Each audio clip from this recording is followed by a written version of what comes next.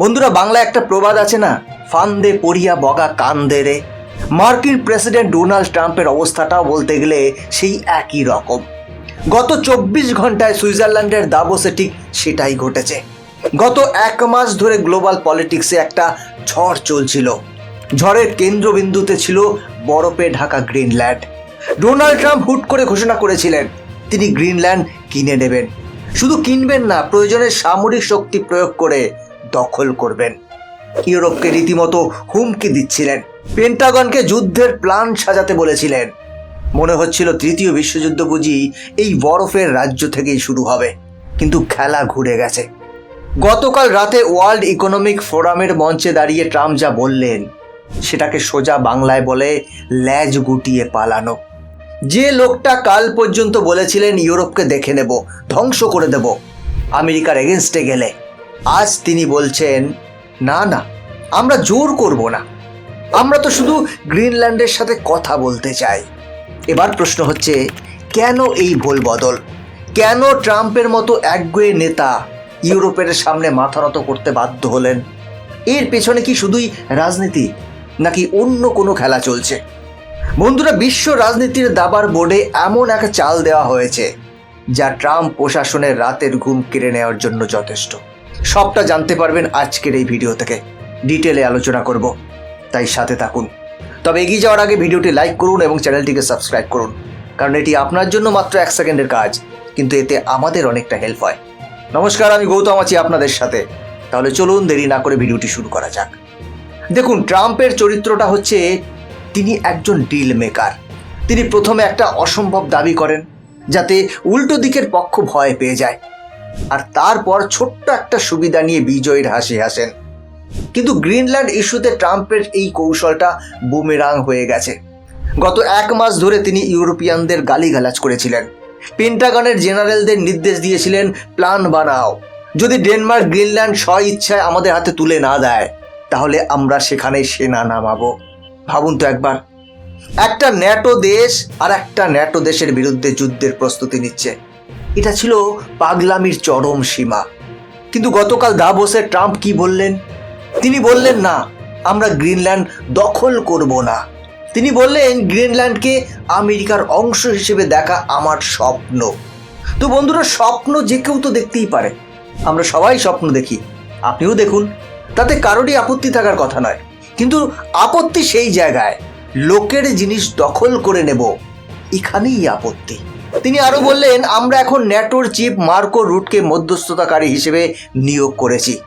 তিনি ডেনমার্ক আর আমেরিকার মধ্যে একটা ডিল করাবেন। বন্ধুরা, বিষয়টা একবার খেয়াল করুন, যুদ্ধ শব্দটা পাল্টে হয়ে গেল ডিল। এর মাঝখানে আনা হলো ন্যাটো চিফকে। মানেটা কি বুঝতে পারছেন? এর মানে ট্রাম্প বুঝে গেছে গায়ের জোরে আর কাজ হবে না।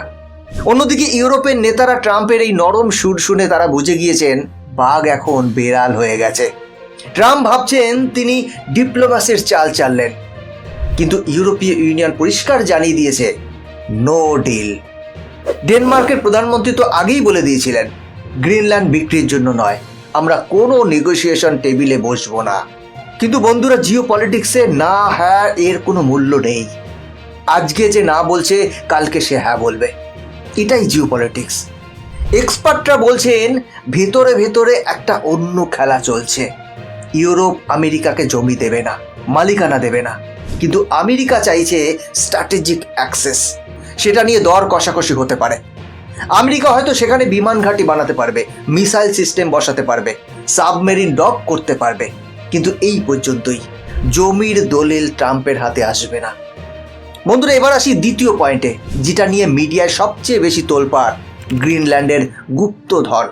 দেখুন, ট্রাম্প এবং তার সমর্থকরা একটা ন্যারেটিভ তৈরি করছেন যে গ্রিনল্যান্ডের নিচে 3 থেকে 5 ট্রিলিয়ন ডলারের আর্থ মিনারেলস বা খনিজ পদার্থ লুকিয়ে আছে।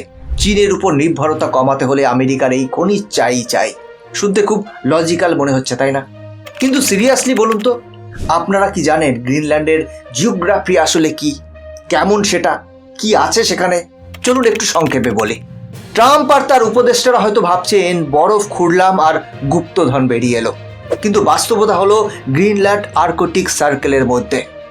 সেখানে মাটির উপর যে বরফের স্তর আছে সেটা সাধারণ কোনো বরফ নয়, ওটা গ্লেসিয়ার।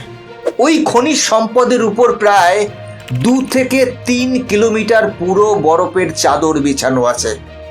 আর এই বরফ লক্ষ বছরের পুরনো এবং পাথরের মতো শক্ত। আজকের দিনে দাঁড়িয়ে মানুষের হাতে এমন কোনো প্রযুক্তি নেই, এমন কোনো ড্রিলিং মেশিন নেই যা লাভজনকভাবে 3 কিলোমিটার বরফ খুঁড়ে নিচ থেকে খনিজ বের করে আনতে পারবে। আচ্ছা, তর্কের খাতিরে না হয় ধরে নিলাম আমেরিকা এমন কোনো সুপার টেকনোলজি বানালো যা দিয়ে এই বরফ গলিয়ে ফেলা সম্ভব। কিন্তু এখানেই আছে প্রকৃতির নির্মম পরিহাস। যদি গ্রিনল্যান্ডের এই বিপুল পরিমাণ বরফ গলানো হয় বা সরানো হয় খনিজ বের করার জন্য, তাহলে সমুদ্র পৃষ্ঠের উচ্চতা এতটাই বেড়ে যাবে যে সবার আগে আমেরিকার উপকূলীয় শহরগুলো ডুববে। নিউ ইয়র্ক, ফ্লোরিডা, মায়ামি এগুলো জলের নিচে চলে যাবে। অর্থাৎ যে খনি দিয়ে ট্রাম্প আমেরিকাকে বড়লোক বানাতে চাইছেন, সেই খনি বের করতে গেলে খোদ আমেরিকাই মানচিত্র থেকে মুছে যাবে। এবার প্রশ্ন হলো, তাহলে ট্রাম্প কেন এই খনির গল্প শোনাচ্ছেন? দেখুন, এটা একটা আই ওয়াশ। তিনি আমেরিকান জনতাকে বোঝাতে চান, দেখো আমি দেশের জন্য কত বড় সম্পদ আনতে চেয়েছিলাম, কিন্তু ওরা দিল না। এটা অর্থনীতির চেয়েও বেশি ইগো আর ভোটের রাজনীতি। তাহলে প্রশ্ন হলো, খনিজ যদি বের করা নাই যায় তাহলে ট্রাম্প এত মরিয়া কেন ছিলেন? বন্ধুরা, উত্তরটা হলো অমরত্ব। সশরীরে নয়, ইতিহাসের পাতায় অমরত্ব। আমেরিকার ইতিহাসে 2 জন প্রেসিডেন্টের নাম স্বর্ণাক্ষরে লেখা আছে। টমাস জেফারসন, যিনি ফ্রান্সের কাছ থেকে লুইসিয়ানা কিনে আমেরিকার আকার দ্বিগুণ করেছিলেন, আর দ্বিতীয়জন হলেন আব্রাহাম লিঙ্কনের সময়কার সেক্রেটারি অফ স্টেট, যিনি রাশিয়ার কাছ থেকে আলাস্কা কিনেছিলেন। ট্রাম্প নিজেকে এই কাতারে দেখতে চান। তিনি চান আগামী 100, 200, 500 বছর স্কুলের বাচ্চারা পড়ুক যে প্রেসিডেন্ট ডোনাল্ড ট্রাম্প গ্রিনল্যান্ড কিনে আমেরিকার আয়তন 21% বাড়িয়ে দিয়েছেন। তিনি চান মানচিত্রে আমেরিকার সীমানা বড় হোক। তিনি রিয়েল এস্টেট ব্যবসায়ী, জমি কেনাবেচা তার নেশা। কিন্তু তিনি ভুলে গেছেন 19 শতক আর 21 শতক এক নয়। এখন চাইলেই টাকা দিয়ে দেশ কেনা যায় না, কারণ সেখানে মানুষ থাকে, তাদের আত্মসম্মান থাকে। আপনারা হয়তো ভাববেন আমেরিকা বিশ্বের সবচেয়ে বড় অর্থনীতি, তাদেরকে ভয় দেখাবে। কিন্তু মনে রাখবেন, ইউরোপ এবং আমেরিকার অর্থনীতি একে অপরের সাথে নাড়ির টানে বাঁধা। আমেরিকার বহু বড় বড় কোম্পানি ইউরোপের মার্কেটের উপর নির্ভরশীল। ইউরোপ যদি কাল থেকে আমেরিকান গাড়ি, প্রযুক্তি বা সার্ভিসের উপর চড়া শুল্ক বসায় অথবা আমেরিকান বন্ড কেনা বন্ধ করে দেয়, তাহলে নির্বাচনের আগে ট্রাম্পের ইকোনমিক গ্রোথ মাটিতে আছড়ে পড়বে। ট্রাম্প ব্যবসায়ী মানুষ, তিনি লাভ ক্ষতির অঙ্কটা কষে ফেলেছেন। গ্রিনল্যান্ডের বরফের জন্য নিজের গদি এবং আমেরিকার অর্থনীতিকে ঝুঁকির মুখে ফেলবেন না। তাই তিনি সেই পথই বেছে নিলেন যেটা সব রাজনীতিবিদ নেন, মিথ্যে প্রতিশ্রুতির মোড়কে পরাজয় স্বীকার করে। তিনি এখন বলছেন আমরা কথা বলছি, আমরা ডিল করছি। আসলে তিনি জানেন মিলিটারি অপশন টেবিল থেকে সরে যাওয়া মানেই হলো নেগোসিয়েশনে তার আর কোনো ওজন রইল না। বন্দুকের নল সরিয়ে নিলে আর কেউ ভয় পায় না। আজ আমেরিকা তার দর কষাকষির ক্ষমতা পুরোপুরি হারিয়ে ফেলেছে। তো বন্ধুরা, গত 24 ঘন্টার এই নাটক থেকে একটা জিনিস পরিষ্কার, আন্তর্জাতিক রাজনীতিতে গায়ের জোরের দিন শেষ হয়ে আসছে।